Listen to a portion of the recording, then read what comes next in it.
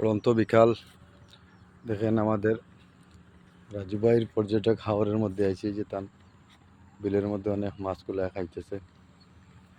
যে দেখেন হাওরের দৃশ্য, এই যে অতিথি পাখিগুলো আছে, অনেক পাখি আছেন, অনেক পাখি দেখেন কি সুন্দর উঠতেছে।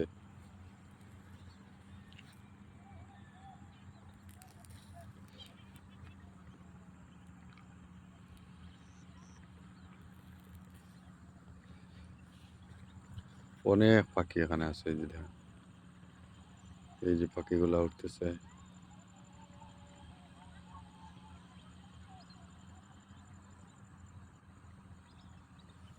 এই যে আরো পাখি আছে অনেক দূরে, এই যে দেখেন অনেক পাখি বসে আছে, মাছ খাইতেছে, উঠতেছে।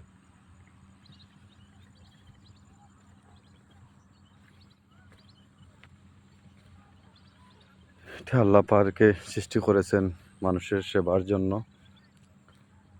তাই আসুন আমরা সবাই ভালো কাজ করি এবং ভালো কাজের উপদেশ সবাইকে দেই। এই দুনিয়া কিছুদিনের জন্য মুসাফিরের জায়গা, এই দুনিয়া থাকা খাওয়ার জায়গা না।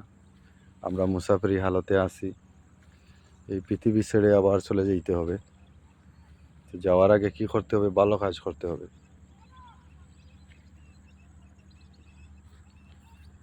আল্লাহর হুকুম নবীর তরিকা মানতে হবে।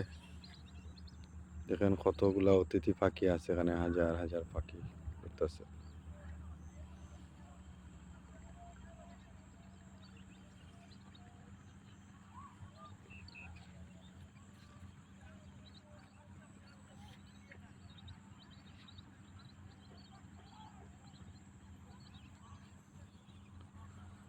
সব নাজ নিয়ামত আল্লাহ রাব্বুল আলামিন দুনিয়াতে আমাদেরকে দিয়ে রেখেছেন। তো এগুলো আমরা খাইবো, ভোগ করবো, এমনকি আল্লাহর শুকরিয়া আদায় করবো বেশি বেশি করে, যাতে আল্লাহ পাক সন্তুষ্টি হয়ে আমাদের নাজ নিয়ামত আরো বাড়িয়ে দেন। এই যে দেখেন হাওরের মাছ, পানিতে অনেকগুলা মাছ আছে, এই যে মাছগুলা পানির মধ্যে খাইতেছে, এই যে লড়াচড়া করতেছে। অনেক সুন্দর একটা মনোরম দৃশ্য, পাখিগুলা হাওরের মধ্যে উঠতেছে।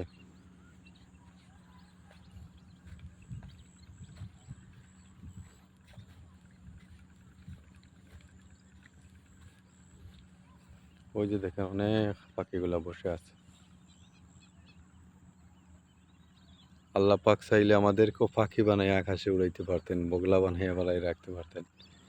তো দয়া আর মায়ার এহসান করছেন রব্বুল আলামিনে, যে মানুষ হিসাবে পৃথিবীতে সৃষ্টি করেছেন।